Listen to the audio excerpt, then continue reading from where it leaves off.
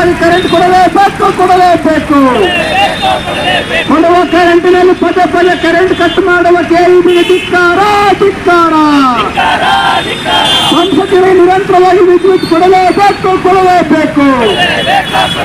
ರೈತರ ಪಂಪ್ಸೆಟ್ ಎಐಕೆಕೆಎಂಎಸ್ ರೈತ ಸಂಘಟನೆಯ ವತಿಯಿಂದ ರೈತರ ಪಂಪ್ಸೆಟ್ಗಳಿಗೆ 7 ಗಂಟೆ ನಿರಂತರವಾಗಿ ವಿದ್ಯುತ್ ಪೂರೈಕೆಗಾಗಿ ಆಗ್ರಹಿಸಿ ಕುರುಗೋಡು ಪಟ್ಟಣದ ಕೆಇಬಿ ಕಚೇರಿ ಮುಂದೆ ಪ್ರತಿಭಟನೆ ಮಾಡಲಾಯಿತು.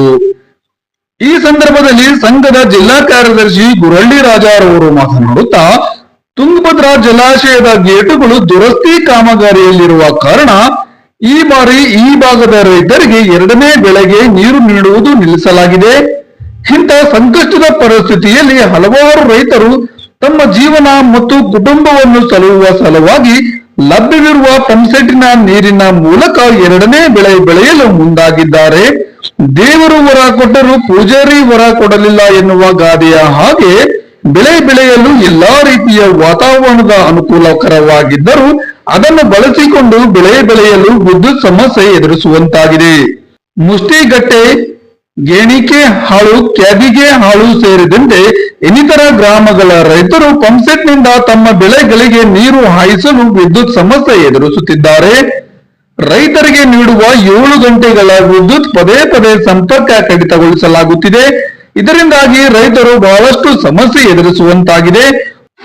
ಮೊದಲು ನೀರು ಹರಿದ ಭೂಮಿ ಕರೆಂಟ್ ಹೋಗಿ ಬಂದ ಮೇಲೆ ಮತ್ತೆ ಅದು ನೀರನ್ನು ಪಡೆದು ಇತರ ಪ್ರದೇಶವು ನೀರನ್ನು ಕಾಣದಂತಾಗಿದೆ.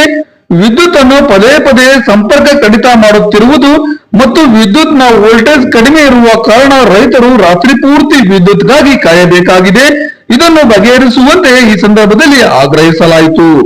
ಜಿಲ್ಲಾ ಅಧ್ಯಕ್ಷರಾದ ಗೋವಿಂದ್ ಅವರು ಮಾತನಾಡುತ್ತಾ, ಪಂಪ್ಸೆಟ್ಗಳಿಗೆ ಕೆಲವು ಬಾರಿ ಕಡಿಮೆ ವೋಲ್ಟೇಜ್ ಇರುವ ಕಾರಣ ಭೂಮಿಯಿಂದ ನೀರು ಸಹ ಮೇಲೆ ಬರುತ್ತಿಲ್ಲ. ಜೊತೆಗೆ ಈ ಸಮಯ ಭತ್ತದ ಬೆಳೆ ತೆನೆ ಬಿಡುವ ಅವಧಿಯಾಗಿರುವುದರಿಂದ ರೈತರಿಗೆ 7 ಗಂಟೆ ವಿದ್ಯುತ್ ಜೊತೆಗೆ ಇನ್ನೂ ಹೆಚ್ಚಿನ 2 ಗಂಟೆ ವಿದ್ಯುತ್ ಅನ್ನು ರೈತರ ಹಿತದೃಷ್ಟಿಯಿಂದ ಪೂರೈಸುವಲ್ಲಿ ಅನುಕೂಲಕರವಾಗುತ್ತದೆ.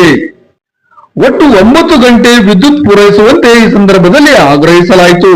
ಈ ಸಂದರ್ಭದಲ್ಲಿ ಸಂಘದ ಸದಸ್ಯರಾದ ಬಸವನಗೌಡ, ಬುಡ್ಡನಗೌಡ, ಜಡೇಶ್ ಗೌಡ, ಸಂಜೀವ್ ನಾಯಕ್, ಗಾದಿಲಿಂಗ್, ಶಿವಪುತ್ರ, ಪಂಪನಗೌಡ, ವೀರನಗೌಡ, ಜಿಟಿ ಮಂಜು, ಯರಟ್ಟಗೌಡ, ಸುರೇಶ್, ದೇವಣ್ಣ ಸೇರಿದಂತೆ ಹಲವಾರು ರೈತರು ಇನ್ನಿತರರು ಈ ಸಂದರ್ಭದಲ್ಲಿ ಉಪಸ್ಥಿತರಿದ್ದರು.